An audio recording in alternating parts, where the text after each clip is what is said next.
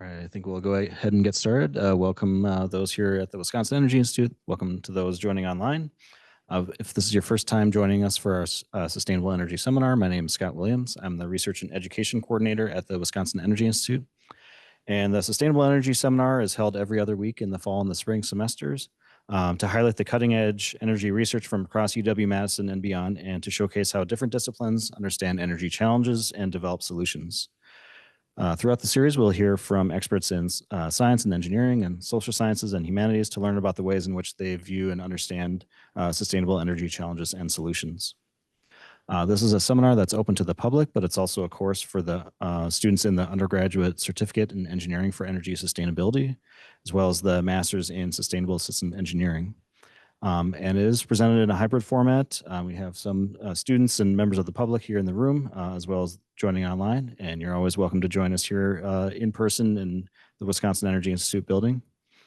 I will turn on live captioning as an option for those.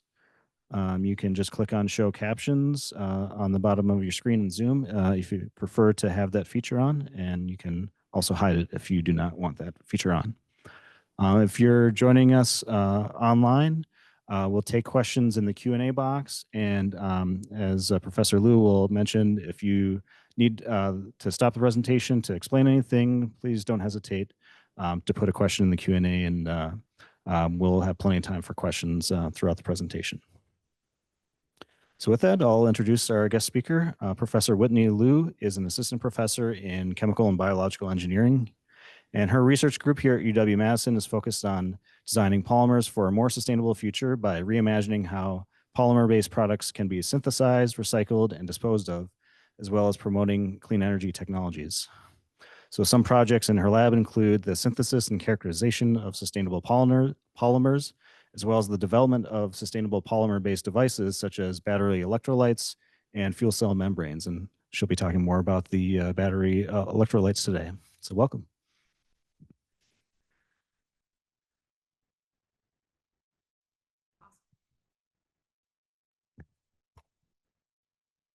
All right.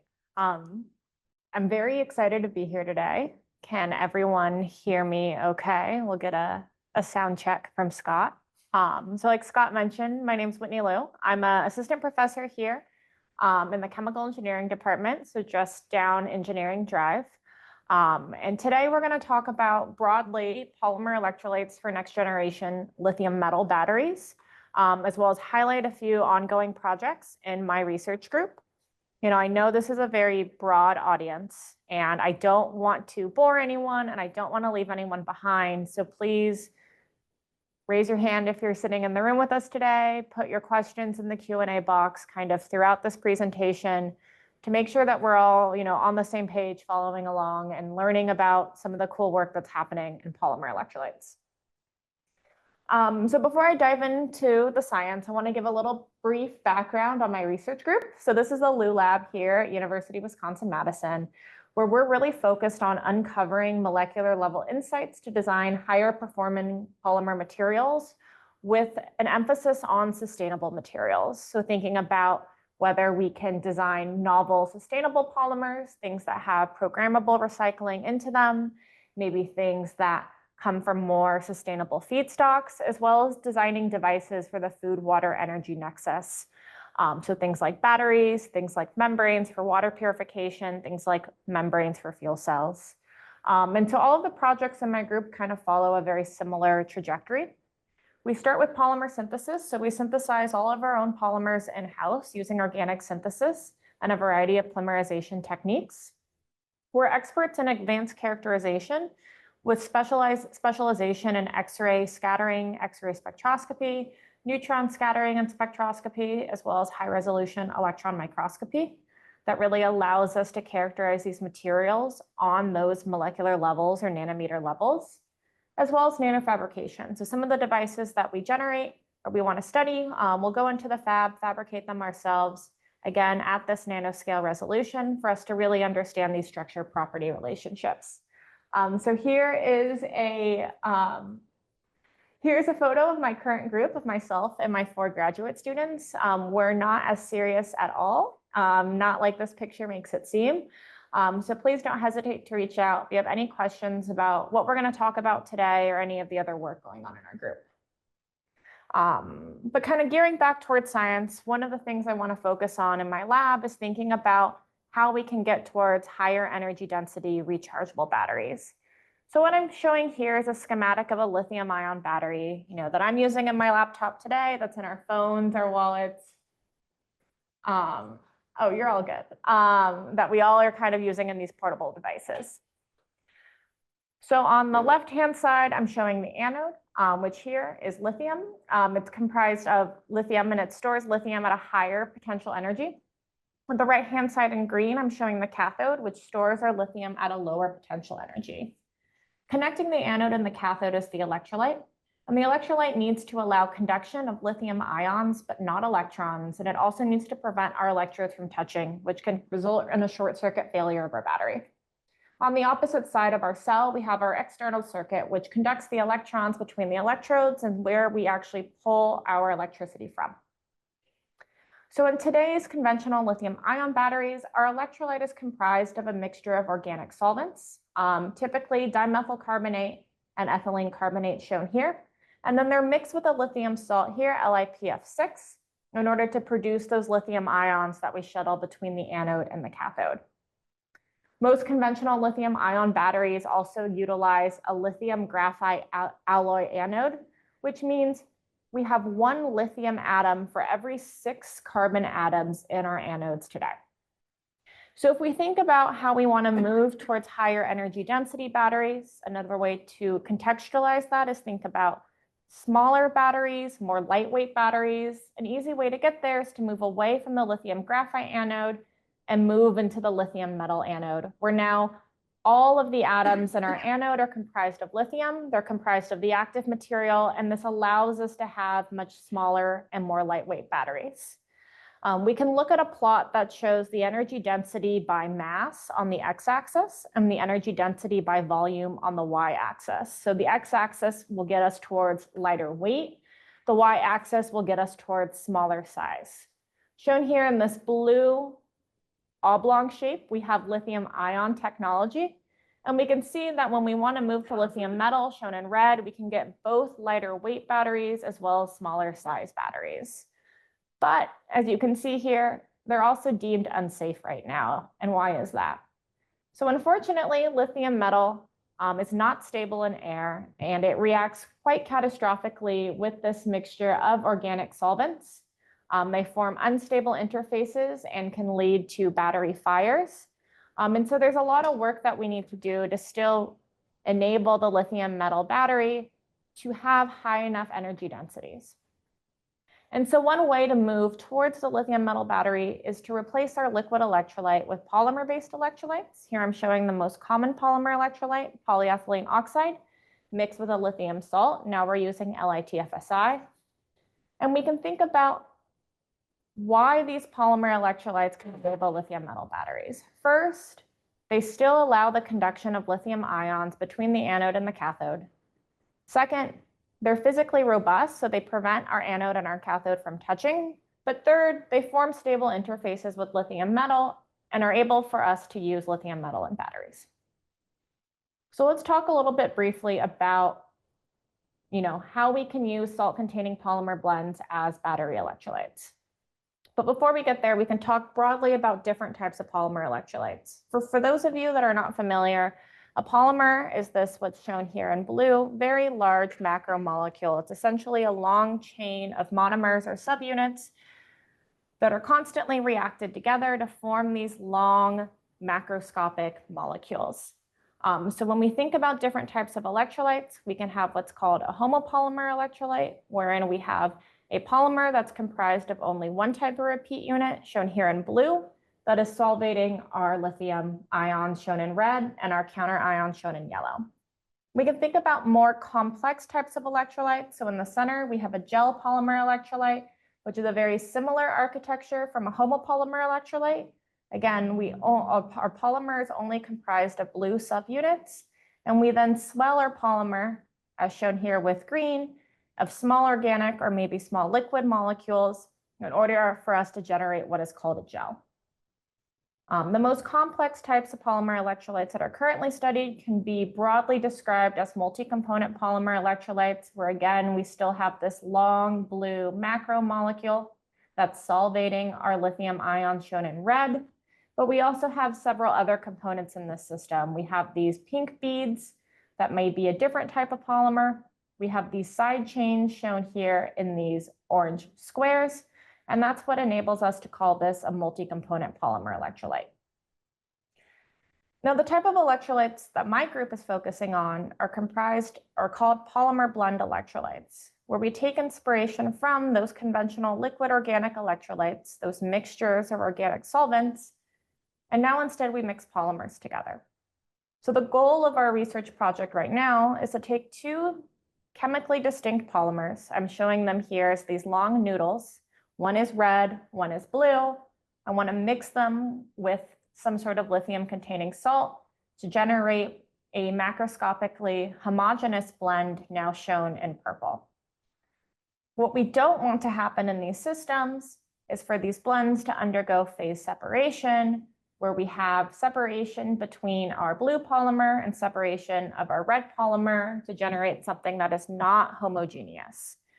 This lack of homogeneity is going to affect our ion transport because now our lithium ions shown in green are going to experience different types of environments, which will therefore make their ion transport unoptimized. So when we think about these polymer blend electrolytes, the first question that we have to answer are what are the thermodynamics of polymer blends?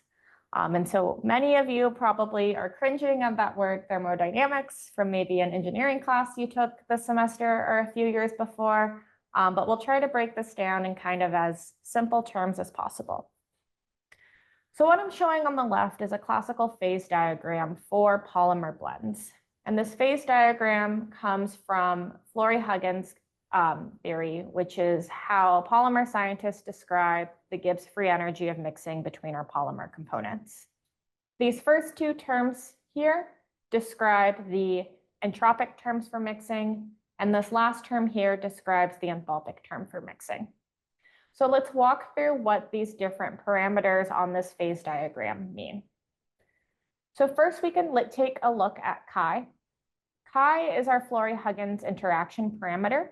It's our parameter that is going to describe the amount of thermodynamic mismatch between our red and our blue polymers.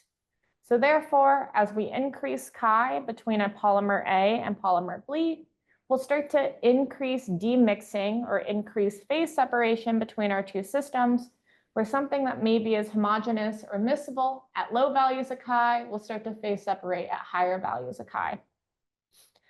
We can think about representing chi mathematically in terms of interaction parameter or interaction energies, where essentially we're looking at the average of how much component A likes component A, how much component B likes component B, and then that difference between how much component A likes component B. We can think about this as our enthalpic term for mixing.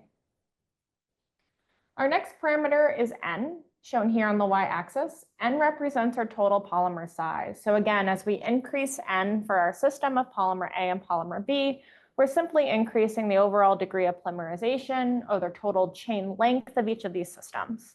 We can think about N in terms of entropy. If I increase the total number of molecules or the total length of each of these molecules, we can increase the total number of configurations or access to different types of arrangements, and that'll increase the entropy of our system. So now if we take a look at this phase diagram, we can think about this term on the y-axis, the product chi times N. We call that segregation strength. We think about it as a sum or an average free energy between the enthalpic term of chi and the entropic term of N. And then on the x-axis, we have this volume fraction or this composition term. So just how much of component A is there in the system. So at a volume fraction of 0.5, we have 50% component A and 50% component B by volume. A volume fraction of 1, we have 100% of A by volume. A volume fraction of A of 0, we have 100% of volume by B.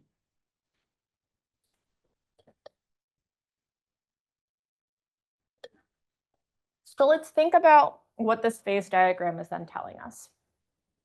We know we want homogeneous systems, which means we want our systems to be in this one phase region, right? We want them to be mixed. We want to have a single phase. So that means we need to have low values of chi times n.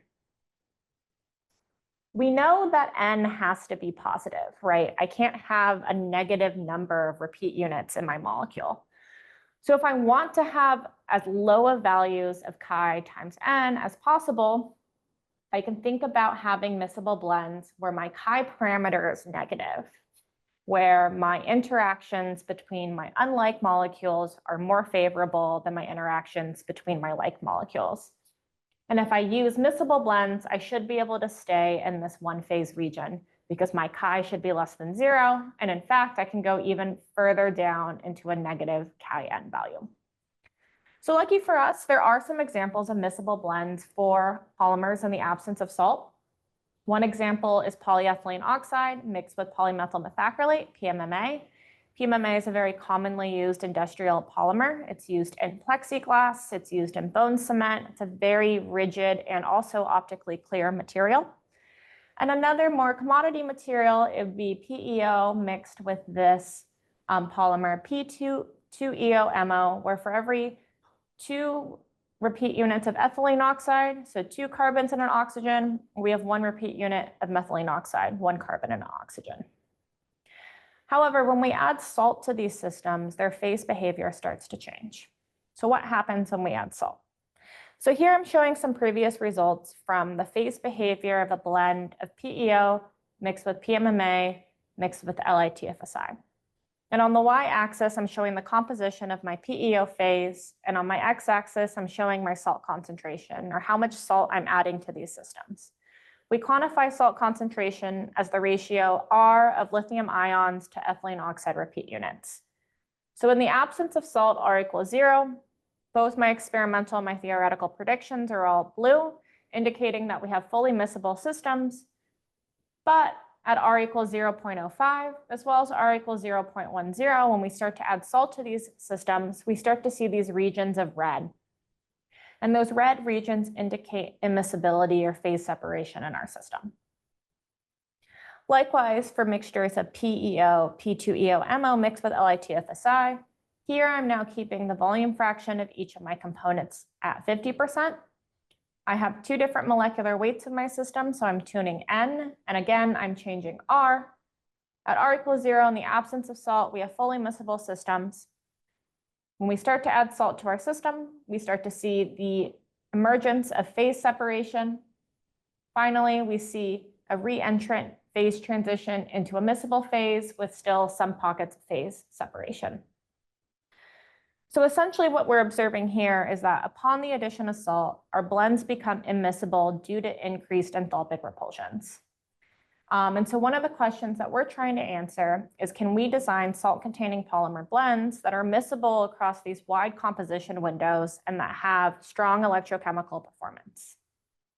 So our goal is to engineer miscible blends at all conditions that we can reach.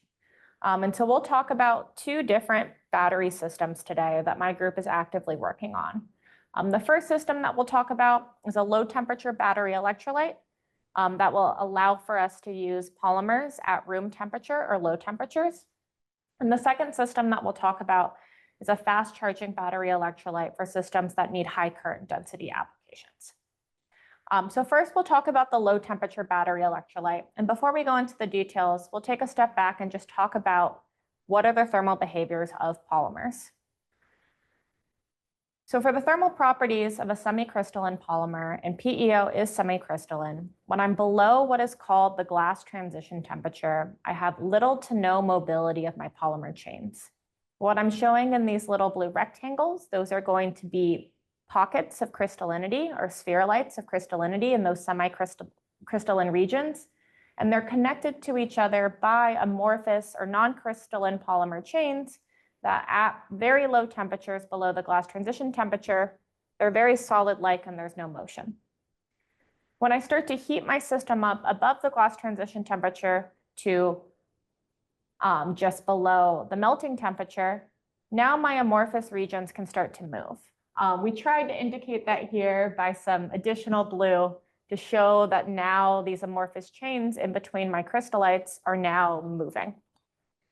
And then finally, when I heat my system to above my above my melting temperature, I can fully melt my semicrystalline areas of my system. My system becomes fully amorphous and my system becomes fully mobile.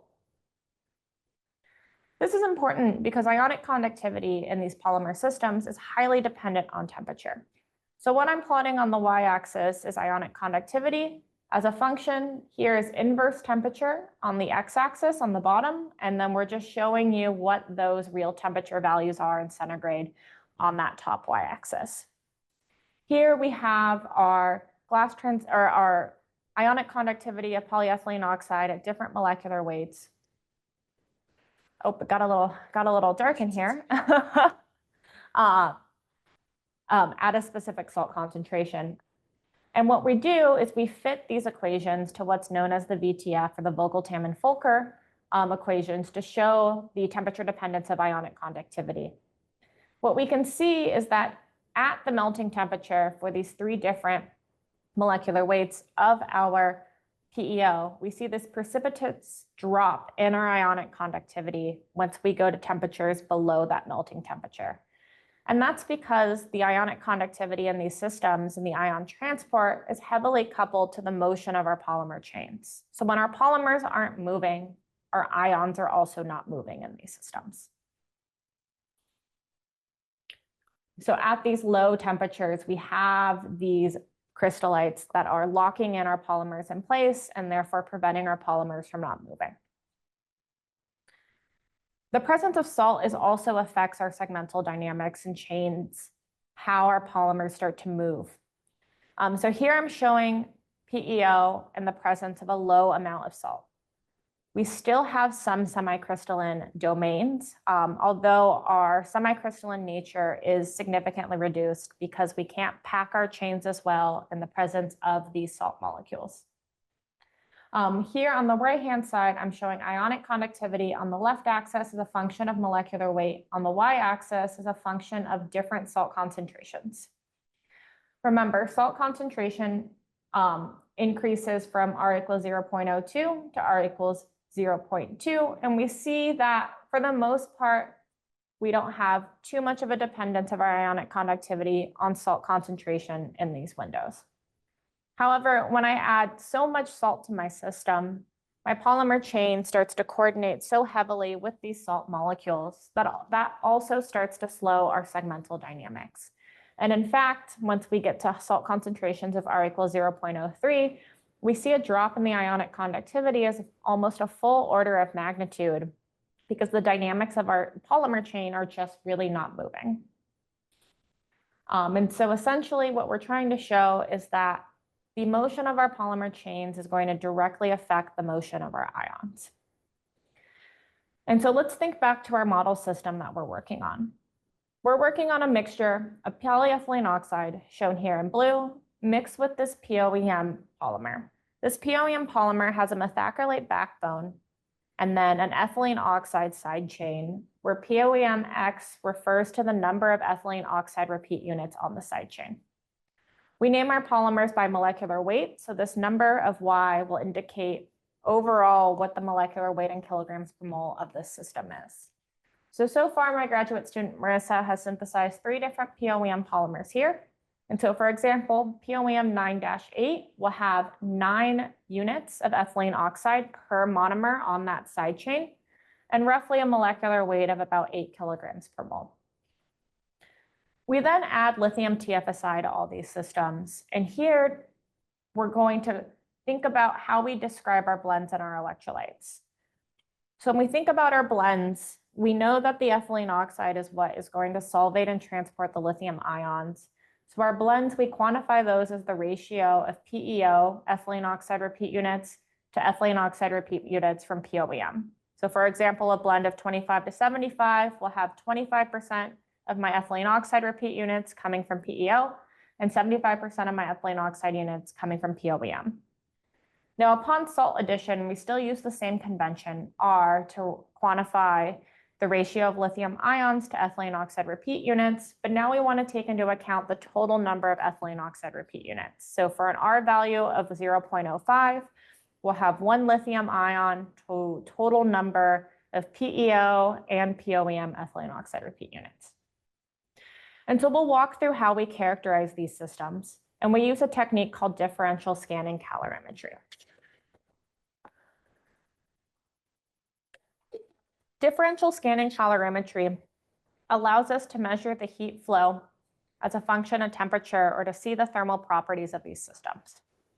This allows us to pick up the glass transition temperature, which is shown here.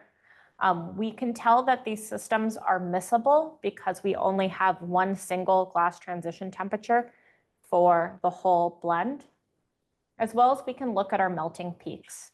We know this first melting peak right around 0 degrees centigrade represents the melting peak coming from the POEM, so the ethylene oxide side chains. And then this higher temperature melting transition occurs from PEO.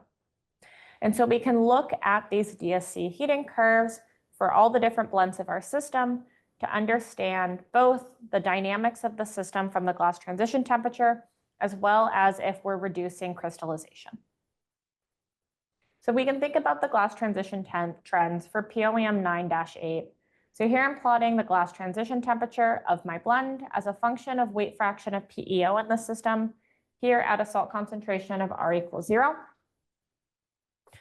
We see that our glass transition temperature follows a fairly linear trend, going between the glass transition temperature of pure POEM, shown on the x equals 0 axis, as well as pure PEO, shown on the x equals 1 axis. Upon addition of salt, we see that characteristics increase in our glass transition temperature across all compositions. This tells us that the dynamics of our system are slowing down as expected. However, we see some unique behavior where we no longer see a nice linear trend and we see a sharp jump in between these two data points. And then finally, at our highest salt concentration that we're observing, R equals 0.1, we see that for our low concentrations of PEO, we see overall an increase in our glass transition temperature and a decrease in our dynamics at these salt concentrations. But when we move to high concentrations of PEO, we see that the R equals 0.1 system is actually moving faster than the R equals 0.05. To try to contextualize these relationships, we compared our data to what is known as the Fox equation in polymer science. The Fox equation is shown here. The Fox equation essentially is a weighted average of the weight fraction of each of our components and the glass transition temperature of those pure components to see how that represents the glass transition temperature of our blend. In the absence of salt, the Fox equation is shown as these solid lines. We see good agreement between the Fox equation and our data, suggesting that we have a very well-mixed homogeneous system. However, for our two salt-containing samples, we see large deviations with this Fox equation. And so there's a few things that we think are happening here.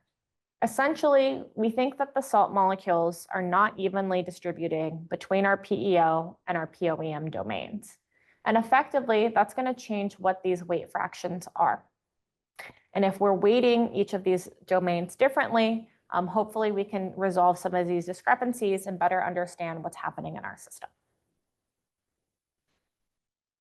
Next, we can look at the same trends, but now we're showing POEM 5-4 on the left-hand side and POEM 5-7 on the right-hand side.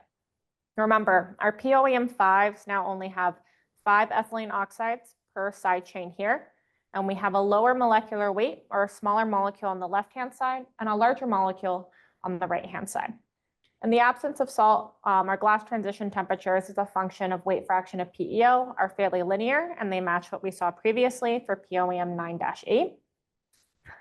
However, upon addition of salt to R equals 0.05, first we see quite a significant increase in our glass transition temperatures for our pure POEM systems, shown at the x equals 0 point. This is a much larger increase than what we saw for POEM 9-8.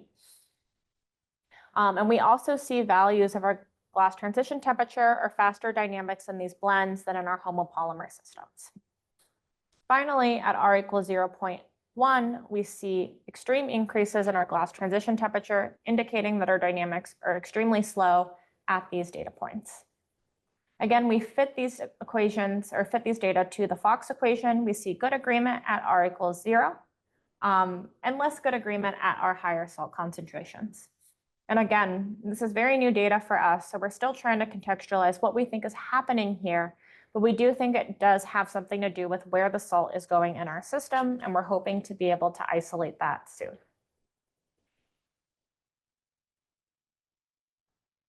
Finally, we're going to look at how the addition of these POEM homopolymers affects the PEO crystallinity. So I can use my DSC curve to calculate my percent crystallinity in these systems by looking at what that enthalpy of melting is for each of those peaks. And it's important to point out that I'm plotting here how much of my PEO is crystallized with respect to a pure POEM sample. So we can see that for R equals 0 at PEO fraction of 1, we have 100% crystallization. And in fact, the presence of POEM doesn't really change how crystalline this system is. However, when we add salt to R equals 0.05, we see again that classical precipitous drop in the crystallization or the percent crystallinity. And then finally, when we get to 75% POEM or 25% PEO, we're finally able to fully suppress crystallinity. It's important to remind us that at R equals 0.1, we don't see any crystallinity in our system. Now, we can look at how that behavior changes when we move to these POEM molecules that again have smaller side chain lengths, so only 5 repeat units per, as well as smaller overall molecular weights. So for our smallest polymer, even in the absence of salt at R equals 0, we start to see depression of our crystallization at PEO fractions of 50%. And we can see that upon salt addition,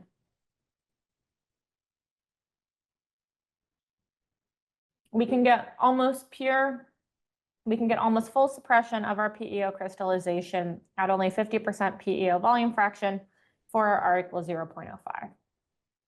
So this tells us that our low molecular weight polymers with shorter side chains can disrupt the PEO crystallinity effectively. And that's important because if we can disrupt the crystallization of these systems, we can get our molecules or our polymer chains to start moving at lower temperatures than we would have previously, and that'll help us induce ion transport at room temperature.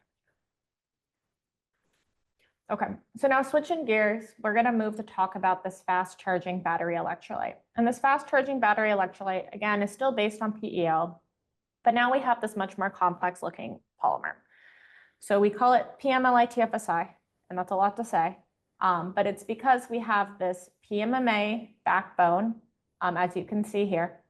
And what we do is we append our TFSI-like anion to the side chain of our backbone, and then neutralize that anion with this positive counter ion. And we do that in order to generate what are called single ion conductors. And single ion conductors are really important because they help us prevent concentration gradients in our batteries. So concentration gradients hinder our battery performance. So here I'm showing a schematic of a battery when I don't have an electric field applied. I have my cations shown in blue, my anions shown in red, and they are just isotropically moving according to Brownian diffusion across my cell. So if I look at my concentration gradient of ions at x equals 0 to x equals L at this time equals 0, I have a constant concentration gradient because charge neutrality dictates that I need a positive ion, kind of near a negative ion, and my ions are kind of just moving isotropically. I apply my electric potential to my field. I charge my left-hand electrode with a positive charge, my right-hand electrode with a negative charge, and right after I charge apply my potential, I start to generate these concentration gradients due to the reactions that are now forming at these electrodes. As time progresses and I reach steady state at that same applied potential, I will generate a linear concentration gradient across my cell due to lithium generation at these electrodes from the reactions. And if we think about what this means in terms of ion transport, when I have these types of concentration gradients, eventually I'll reach what is called a lithium depletion zone in my battery, where I have so much lithium accumulation at one end, we will reach a zone in my battery at my electrochemical cell where we don't have any lithium ions. And that generates what's called a limiting current, where at specific currents, if I start to increase the current that I apply to my battery, I'll start to hit an infinite voltage because there's no longer any lithium at one side of my electrodes to carry that charge. And so what this means is this concentration gradients limit our charging and our discharging rate. They generate what's called a limiting current. And they arise from our electrolyte having a low cation transference number and generating these concentration gradients. So single ion conducting polymers can really help eliminate our concentration gradients. And I'm not sure why it's a little blurry, but essentially when I have a single ion concentration, a single ion conductor where I have no concentration polarization and no concentration gradients formed, I now have a steady voltage versus current curve, and I'll never hit some limiting current because I'll always have lithium constantly throughout my electrode. The most common way for us to generate these single ion conductors for polymers is for us to append our negatively charged anion to our polymer backbone, because if I stick my anion on a big polymer backbone, that polymer is not going to move as much as a free anion would. And so if my anions can't move and they have to stay at a flat concentration gradient across my cell, my lithium also therefore can't accumulate at one end because I must always obey charge neutrality in my systems. And so that's kind of the idea of what we're working with this PLIM, TFSI, and PEO system. So now we can look at the thermal properties to start to characterize the homopolymers in our system. So here I'm showing the DSC results for poly LIM TFSI at 2 different molecular weights. We see that we have glass transition temperatures that are very high at around 100 degrees centigrade, so significantly higher than what we were seeing for PEO. And neither of these systems are semicrystalline. We don't see any melting transitions here. We can compare this with our thermal analysis for our PEO polymers here at 2 different molecular weights, where again, we see that low glass transition temperature at around -50 degrees C. And then that melting temperature at around 64, 65. And so what can we learn about these 2 polymers just from looking at these DSC curves? So PEO has a very low glass transition temperature, which means at pretty much every temperature you're going to use this polymer, we're going to be above TG. And so that means that polymer is going to be mobile, it's going to be flexible, and it's going to transport ions. Conversely, our PLIM TFSI is a very high glass transition temperature. Pretty much at every temperature you'd want to use a battery, you're going to be below the glass transition temperature. That means it's not going to move ions very well. It's not going to be very mobile. So what happens when we mix these 2 polymers together? So now we can look at the DSC results of how this mixing ratio R changes our glass transition temperature for the mixture of these 2 systems. Here I'm showing the mixture between the 2 lowest molecular weights, where this mixing ratio R is again the ratio of lithium ions to ethylene oxide repeat units. But here, since we have 1 lithium ion per 1 PLIM TFSI monomer, we're really just looking at the molar ratio of these 2 monomers. So at R equals 0.05, shown here in black, I still retain my semicrystalline nature of my PEO. That's just because I don't have that much PLIM TFSI in the system, and I don't have that much lithium salt. And I see an increase in my glass transition temperature to about 4 degrees centigrade. Then when I go up to a salt concentration of R equals 0.1, I no longer see any semicrystalline behavior. And then as I increase my salt concentration from R equals 0.1 to 0.15 to 0.2, I start to see that increase in glass transition temperature. So now we can look at the glass transition temperature as a function of R for this system. If we neglect the glass transition temperature from R equals 0.05, where we know we have semicrystalline behavior, overall we see a fairly linear trend between our glass transition temperature and our salt concentration, indicating that as we add more high glass transition temperature material, our glass transition temperature goes up, which makes sense. So the glass transition temperature increases with PLIM TFSI concentration. We can look at how the molecular weight of our polymers change our glass transition temperature. So in the black, I'm showing mixtures of 10K and 10K, so our two lowest molecular weight systems. In the red, I've now increased the molecular weight of my polyanion or my PLIM TFSI to 40 kilodaltons. Overall, we don't see that big of a difference in the glass transition temperature of these blends as a function of molecular weight.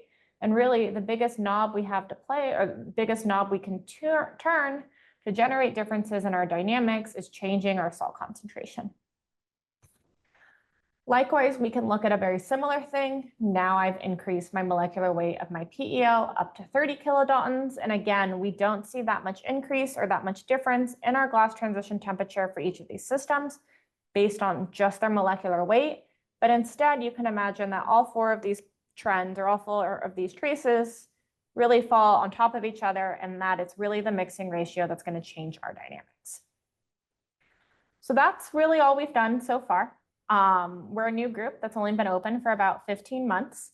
And so we have a lot of work to still do to fully understand the electrochemical characterization and ion transport of these systems.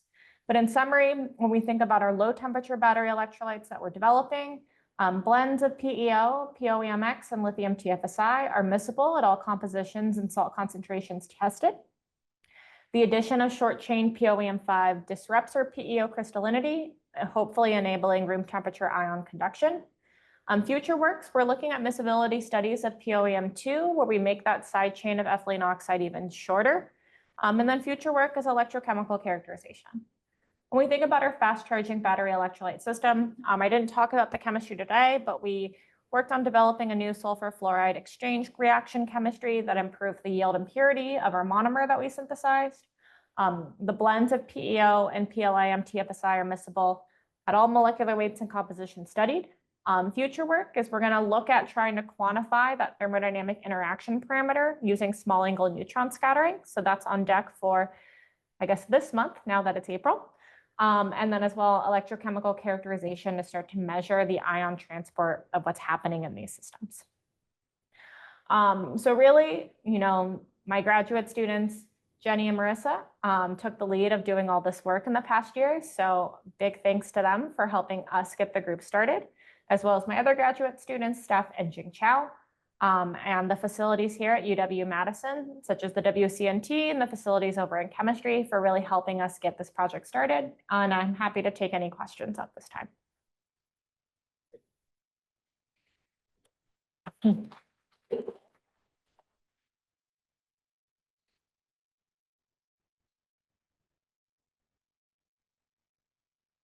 So is it a problem if the ions for one of the two polymers electrochemically? Yeah, that's a great question. Can you repeat? Yeah, so someone in the room asked if it's a problem if the ions prefer one of the two polymers electrochemically for ion transport. And that's a really good question. And the answer is sometimes. So we can look at kind of these two examples that we talked about.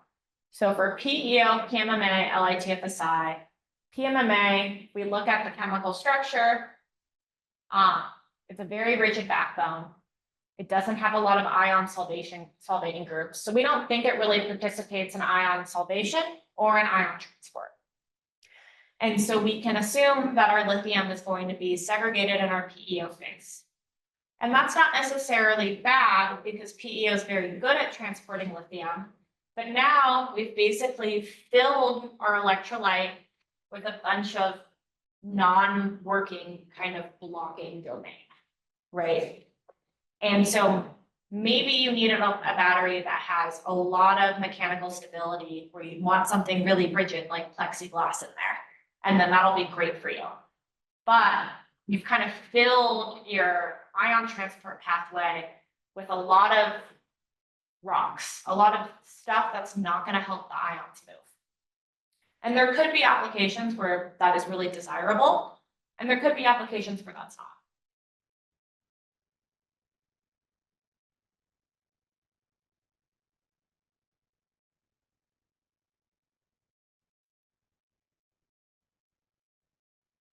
You mentioned early in the presentation that you were aiming for programmable recycling. Did I get that right? Can you explain more about how that? Yeah, so we're not focused on recycling for these technologies. These technologies, we're really trying to understand these multi-component polymer systems. We do have some other projects in very, very different fields, looking at mechanical recycling and figuring out how to program kind of similar phase transitions between this one phase and the two phase, where maybe you want to generate miscible blends so that you can recycle two different types of plastics together, or maybe you want to generate two-phase systems so that you can easily separate different types of plastics.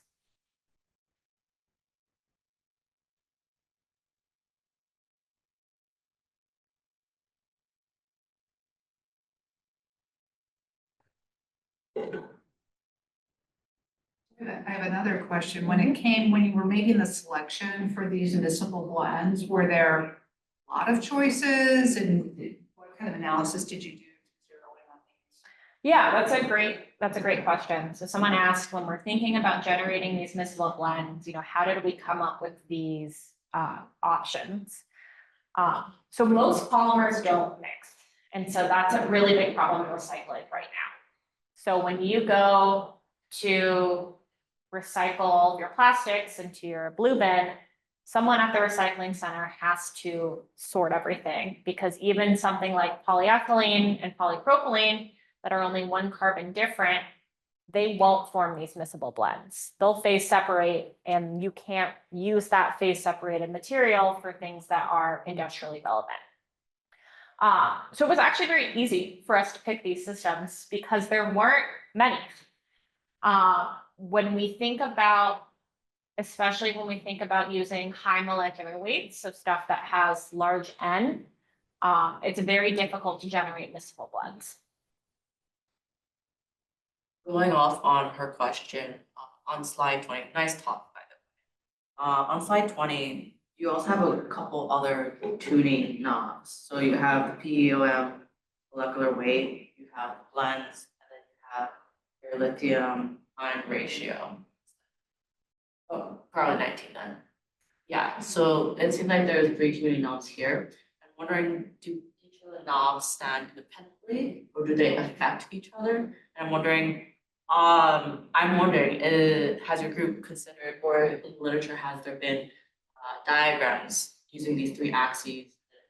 There's probably a nice regime for all 3 of them. Is there such thing? Yeah, so a student asked, when we think about these model blend systems, we can tune our blend ratio, we can tune our salt concentration, and we can tune the molecular weight of each of these polymers. Change. Yeah.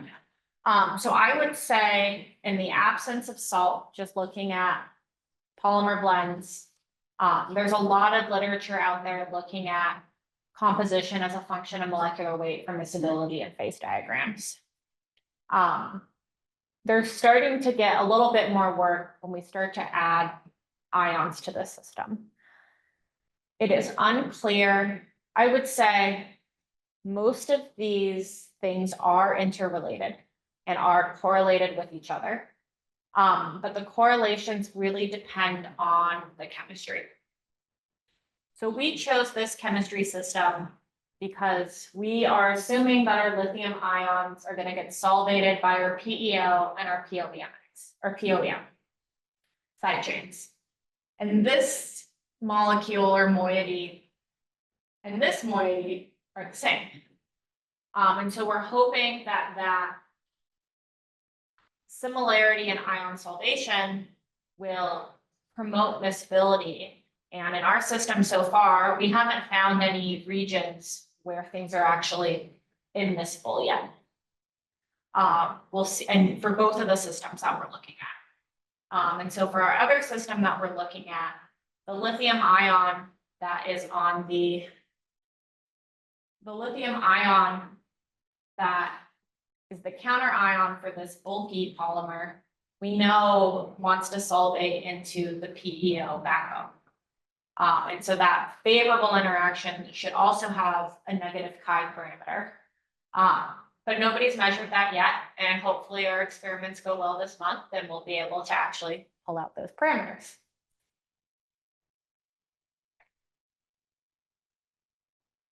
Looks like. No, that's just.